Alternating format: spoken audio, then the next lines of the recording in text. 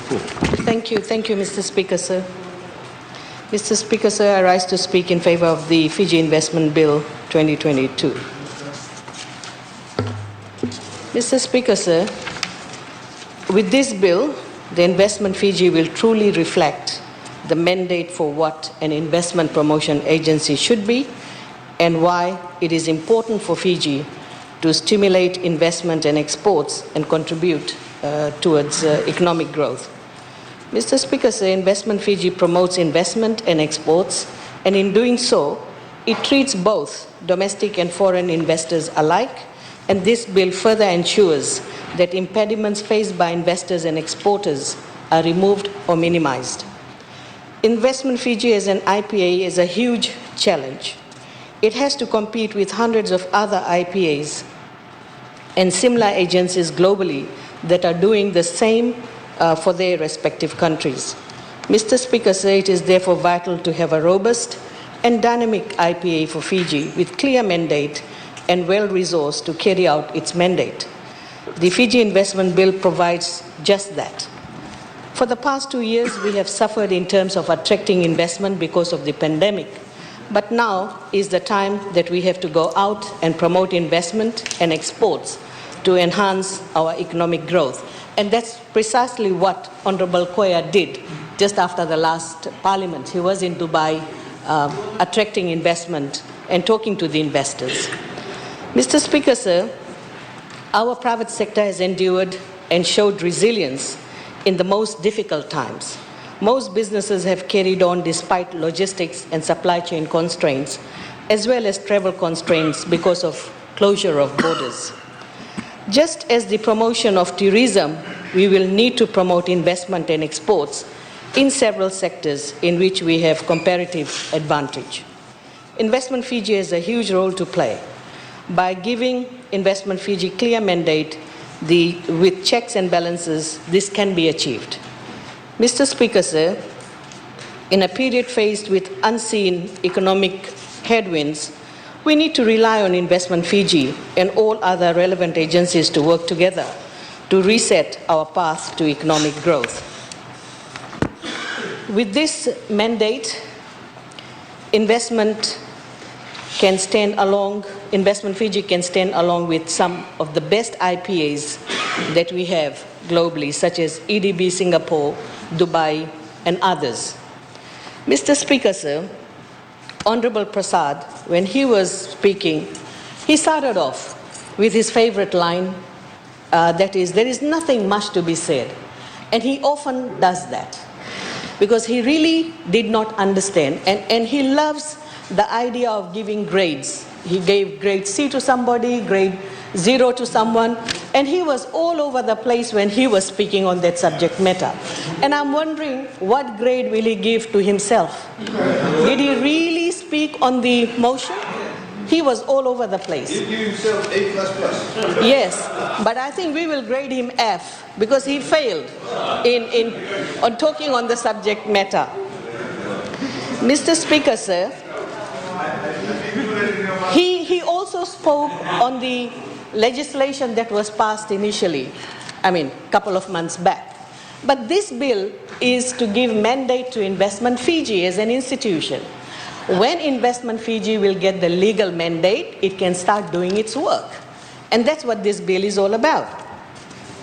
Now, during his deliberation, did he propose anything that we could consider from his presentation? There was nothing concrete in his presentation, Mr. Speaker, sir. He also spoke about the immigration laws. Did he give credit where credit is due, Mr. Speaker, sir? Again, he did not. He should know that the business permit, which was previously given for 2 weeks, has now been extended up to 3 months, and this was done by this government, Mr. Speaker, sir. And again, a lot of changes were made over a period of time for the ease of doing business, and we have discussed this at length in this House, Mr. Speaker, sir.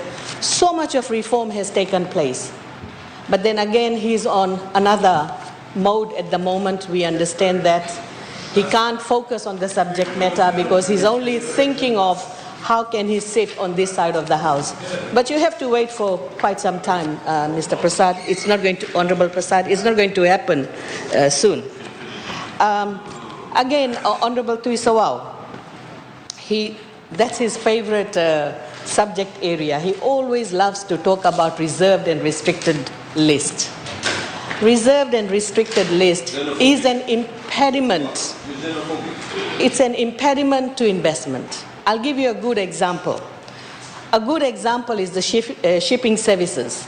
Under the old legislation, for any investor to come and invest in the shipping services, they should have 51% shares, local shares.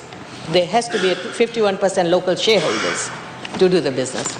And where is the money for local shareholders? Because no one had the money in their pocket. That's why the shipping services were poor. It wasn't providing the services as required by the people. And we live in a maritime area. We live with so many islands around us, and people need to move from one island to another. But this was the biggest impediment that not only acted as an impediment to attract right investors, but people suffered in return. But by opening this up, now we can see competition, and you can also see the fare has come down. Shipping fares have reduced. So that is the benefit of removing this reserved and restricted list, Mr. Speaker, sir.